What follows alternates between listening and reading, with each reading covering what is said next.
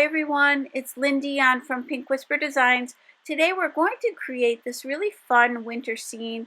We're going to do the silhouette skaters from Art Impressions, and we're also going to be using this fantastic layering stencil to do our background. So let's go ahead and get started. Let's get started by creating a frame for our card. So I'm going to grab the largest and the second largest dies from the Art Impressions A2 rectangle double stitch dies. So what I'm going to do is just set these, the smaller one inside the larger one, and I want an equal distance all the way around so that we can create a frame. And I'm only going to tape the dies together. I'm not taping them to the cardstock. So I'm using some Post-it tape, and again I'm just taping those dies together, and you do want to make sure that you have that equal distance all the way around so that you make a nice even frame. And I'm using some Strathmore Bristol Smooth cardstock. That's a 100-pound weight. And then I'll just take those two frames and lay them over the second piece of white cardstock. And then for the third piece I'm using some black 100-pound cardstock. I'll go ahead and place that on a little bit of an angle, and we'll run that through.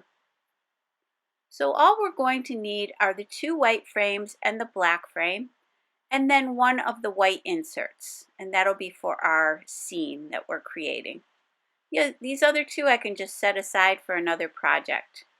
Let's go ahead and just get started by gluing these together. So I'm going to glue all three of these frames together. And to do that, I'm using the Nuvo Deluxe adhesive.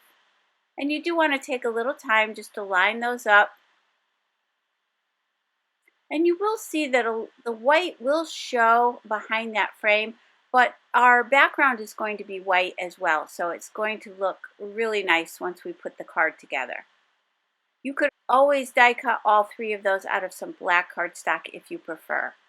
So now I've got this white insert, and we're going to use this beautiful layering stencil. This is from the Crafter's Workshop, and it's a 4-part stencil.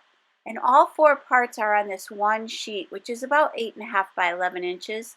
And they're marked 1, 2, 3, and 4. And there's that nice little indexing on the front of the packaging so you know exactly which ones are going to color in which areas of your scene. So there's also a little etched line all the way around. So if you were doing a standard A2 size card, you could use that line and it will line up perfectly with your cardstock. Ours is just a bit smaller, so I'm just going to place it down where I want it to be. And then I'm going to grab stencil number 1, which is going to do that little mountain range in the back and that water down towards the front. So I'm using my Wendy Vecchi magnetic make art station, and I'll just use those magnets to hold this stencil down. And then let me show you that packaging again. We're going to be doing stencil part number 1, which is in the upper left hand corner, and it shows you right there which sections we'll be doing, which will be that back mountain range and that water down towards the front. I'm starting off with the Tim Holtz Distress Oxide ink in the Tumbled glass, and I'm using a medium-sized blending brush to blend this out. Now I do want to keep the center area of the water the lightest, so I'm going to just add the color mostly around the edges. And then with Hickory smoke, I'm going to add a little shadow around that water. So I'm kind of going for a little bit of towards evening kind of sky and scene. So I'm going to darken up those edges just a little bit. You could certainly do more of a sunshine scene and have the sky be in the oranges and yellows, but we're going to create, like I say, kind of like a dusk type scene. And here I'm going up from the bottom up towards the top of that mountain.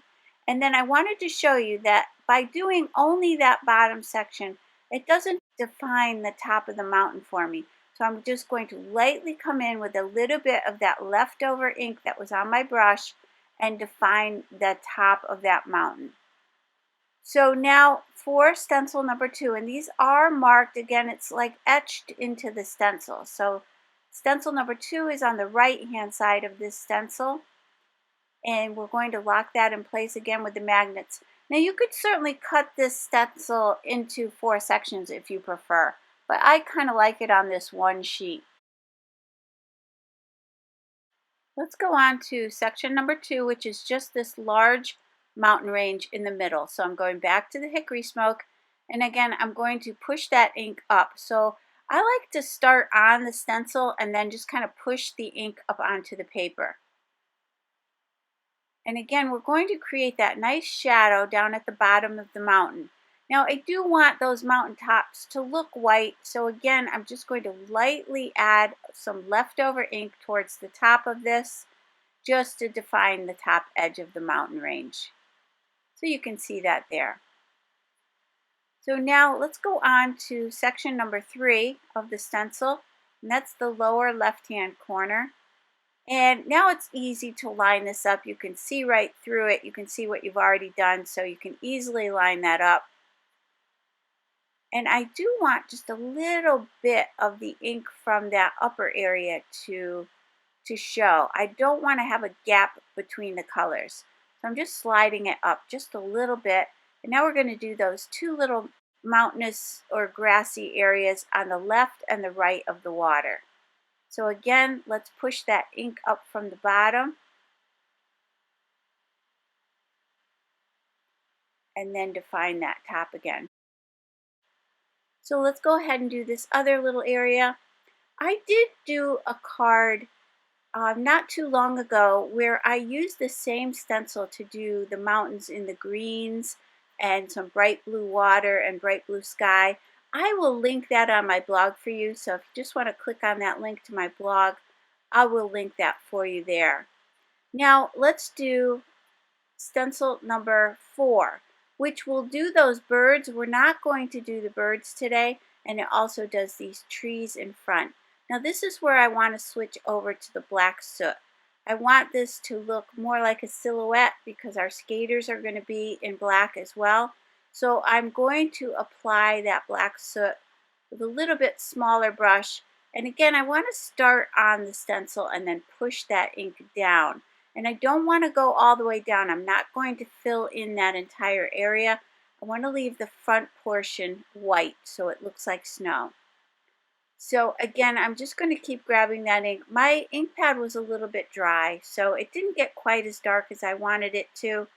I should have taken the time to re-ink it, but I just went over with a few layers of the black. You could certainly darken this up a little bit more. And then again, I want to leave the right and left corner and a little bit at the bottom in the white. And you can see how that looks. So that kind of gives you that snowy front of the card. And then I'm just going to kind of bring that gray color in, or the black color in from the sides. Now for the sky on the top of our card, I created this mask, and what I did was I traced that top section of that mountain range onto some post-it tape. And then I cut that post-it tape right along that pencil line. And I've used this in another video. So once I make these masks, I just keep them. I keep this with my stencil so I don't have to create a new one every time. So what I'm going to do is lay that mask right over the top, and that will just temporarily hold that in place while I add my inks to the sky. So I'm going to go back to that tumbled glass. And you do want to be careful there that you don't bring that blue down below. So if you need to add another piece of post-it tape right underneath, you could do that as well. I'm just using a smaller brush, and I'm going very carefully. And then here I'm going to use a 1/4 inch round brush, and I'm using the chipped Sapphire Distress Oxide ink. And again, I'm coming up from the bottom, kind of creating a little shadow there right above the mountaintop.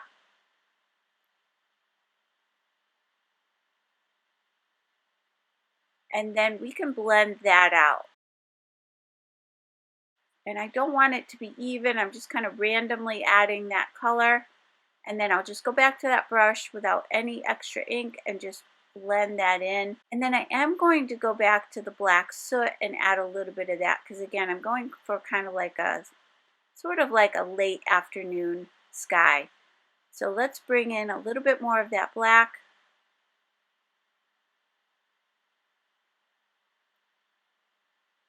And then I'll just blend that one more time. I'm adding a little bit more of the chipped sapphire. So you can keep adding layers of color.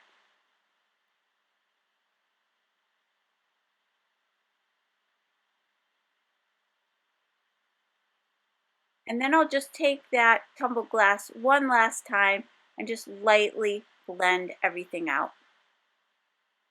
Once you're done with that, you can go ahead and remove that mask. And then again, I like to keep it with my stencils, so I'm going to remove that, place it right on my stencil, and I'll keep that for another project. So now you can see that scene was really quick and easy to do. Let's place that in our mini Misty and then grab the little skaters, and you have quite a selection of these silhouette skaters from Art Impressions. I'm going to grab the smallest one, and then because these are the thick rubber stamps, you need to remove that little foam pad from your Misty before you do your stamping. I'm going to place this right on the front side of that water, and then I'm going to stamp this in black. I will switch over to my VersaFine Onyx black ink because it's a nice jet black, and I'll stamp this a couple of times. And I don't want to press too hard. I'm just going to lightly press it, and then I can go ahead and stamp it again. So just kind of some light layers of the black until you get that look that you're going for. Now let's grab a sentiment from the Encouragement sentiment set from Art Impressions. And these are just so kind and sweet. These sentiments are just beautiful. We're going to use that one that says, "Lean on me, I'm here with open arms and a listening ear." And I thought this little scene was perfect. But that one that says, "Keep your head up, you can do this," is perfect as well.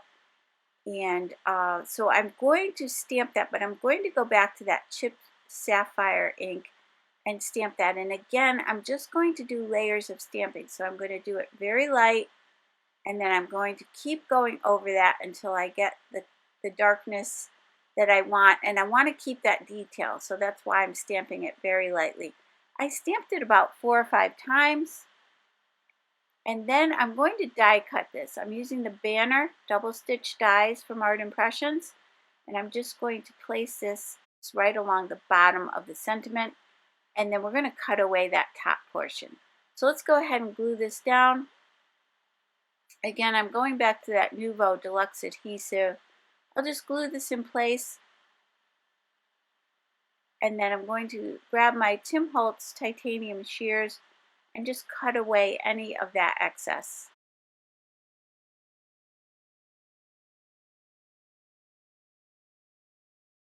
I'll finish off that top edge with a little bit of color. So I'm going to add some of that tumbled glass and a little bit of that chipped sapphire just to kind of tie everything together.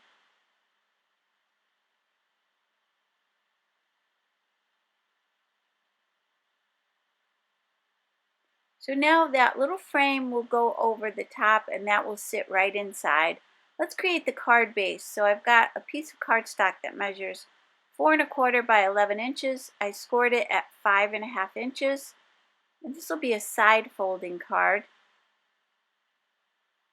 And our frame is going to fit on that perfectly.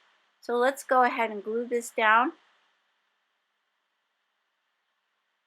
Just going to add a bead of glue all the way around. And then we'll line this up.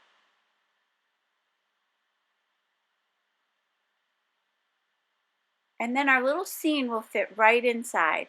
So I'm going to put the glue all around the back, place it right inside that frame. And then I will use my bone folder just to make sure it's down in that frame nicely. So I'm just going to use the edge of the bone folder and just press that in there.